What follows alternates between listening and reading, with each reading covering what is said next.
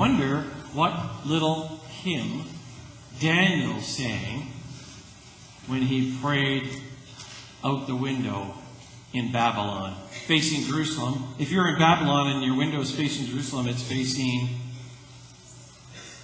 west. Babylon is now what we call Baghdad.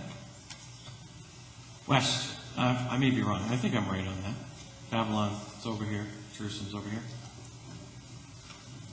I wonder what Daniel prayed about. I wonder what he sang about. I wonder what beautiful hymn that he'd learned from his childhood. Were you like me? You always thought Daniel was a kid? Like a young guy? Daniel in the lion's den, right? Rap he sings about. So that must mean he was a kid. No, he was not necessarily a kid. In fact, he was probably part of the Jewish elites, the Jewish upper class. That's why they were in Babylon. Remember Jeremiah last week was talking to the people and prophesying while the Babylonians were taking over. And the Babylonians didn't pick up every Israelite and take them to Babylon. They took the leadership. That's how you break a people. You take the leadership and the elite and the upper crust and the well-educated and the trained, and you take them off into exile. And so Daniel was obviously one of these smarter people, well-educated people. Maybe he was a landowner or a merchant or a governor of some sort. And there he is. And Babylon, he got well known to the first king that took them there. What was his name? Nebuchadnezzar. Remember that? It's a great name.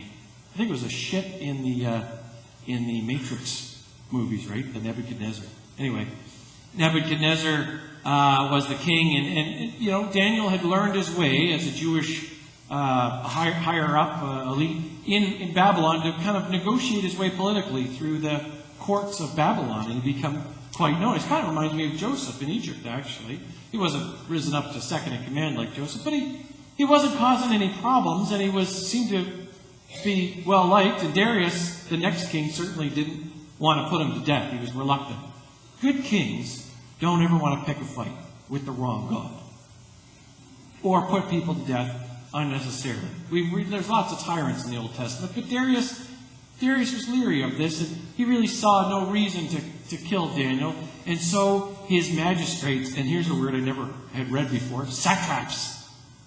The satraps and prefects. This satrap is just a Babylonian word for prefect. And satraps and prefects conspired against Daniel.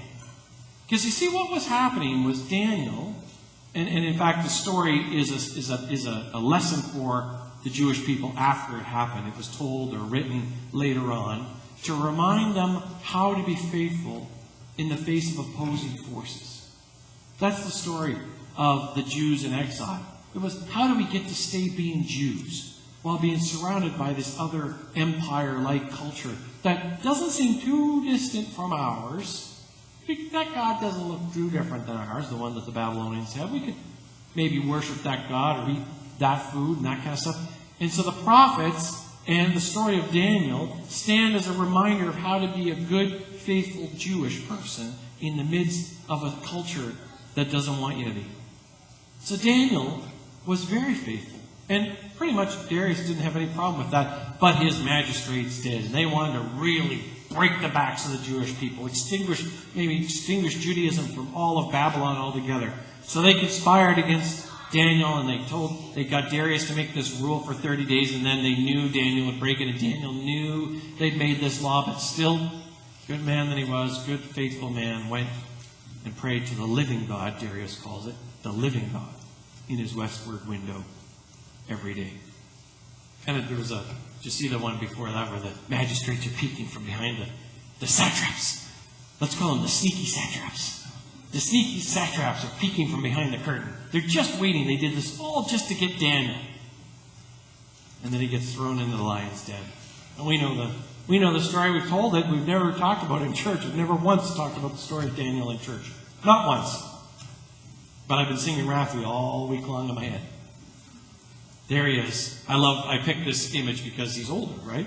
He looks like a wise Jewish man. And the lions are just like, They've had their mouths shut up by the angels.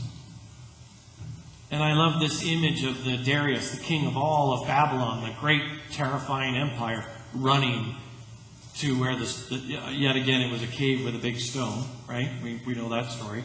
Running, and just calling out, Daniel, Daniel, servant of the living God, are you okay? Like he was just didn't want this to happen. Daniel's like, no problem, my king. All is well. All is well. Daniel, as a person, stands in absolute contrast to Darius.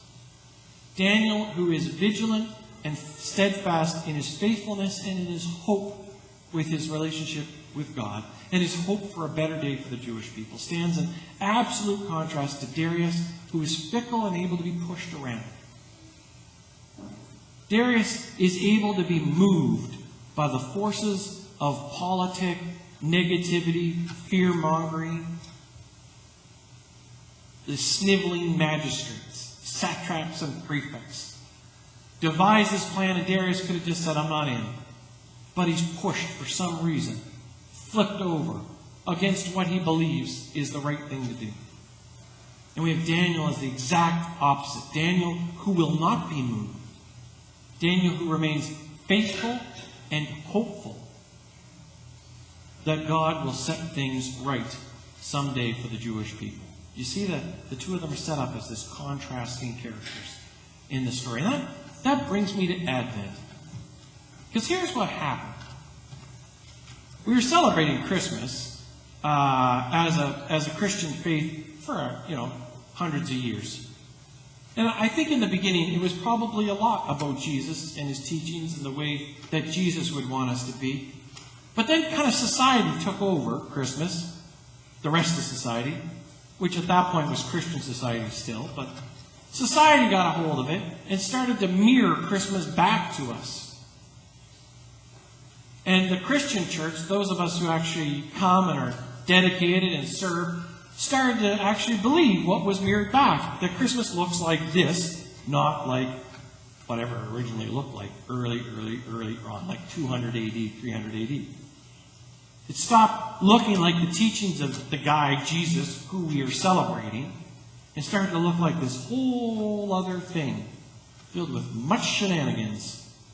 And we can just, we can say commercialism and but I mean, even our faith life created traditions, and society got a hold of them and echoed them back to us, almost so much that there's stuff we think we need to defend about Christmas. That this is what Christmas looks like. I wonder if we could take a moment to wonder what Christmas actually is supposed to look like, or what it might have looked like in the early days of the Christian church, like say 78 AD or 112 AD. I wonder what celebrating the birth of Jesus, their leader, teacher, and Christ, looked like in those days. Because I believe what's happened is we're more like Darius in the Christian church. One writer reminded me this week, Christian faith needs to be rescued from Christendom. Christendom is the empire. Christendom is Christianity as it's been expressed for 1,000, 1,500 years. The faith life that hurts others, oppresses others, takes out cultures, causes death and destruction where it goes, but also holds people in a certain place and has to do with power and empire. That's Christendom. And the Christian faith needs so much to be rescued from it. But it's so tempting to stay just the way we've been for so many thousand years. It's so easy to be like Darius and continue to be pushed around by the culture that isn't what Jesus taught. The status quo, the social norms, the things that make us feel cozy because they're on our side and they're easy. This Advent, I thought Daniel calls us to think deeply about what being people of faith looks like in a culture that doesn't look a lot like Jesus' teachings. And I don't mean, Christians are being oppressed and all that kind of stuff. Friends, you have to really worry when those of us who belong to the empire and have belonged to a faith that has hurt so many and oppressed so many, when we start to feel like victims because our signs aren't on buses or something, we really got to start to worry about that. That's what bullies do when they're called out for bullying. They say, I'm being bullied. I'm a victim. That's the Christian church often. We let Muslims in and they're hurting our faith and Christianity is going to disappear. We stop praying in school or the buses aren't. Nothing's threatening Christianity, folks, except our absolute inability to live like Daniel and remember what's at the core of Jesus' teachings. And that's what Advent and hopefully Christmas could be all about. May it be so. Amen.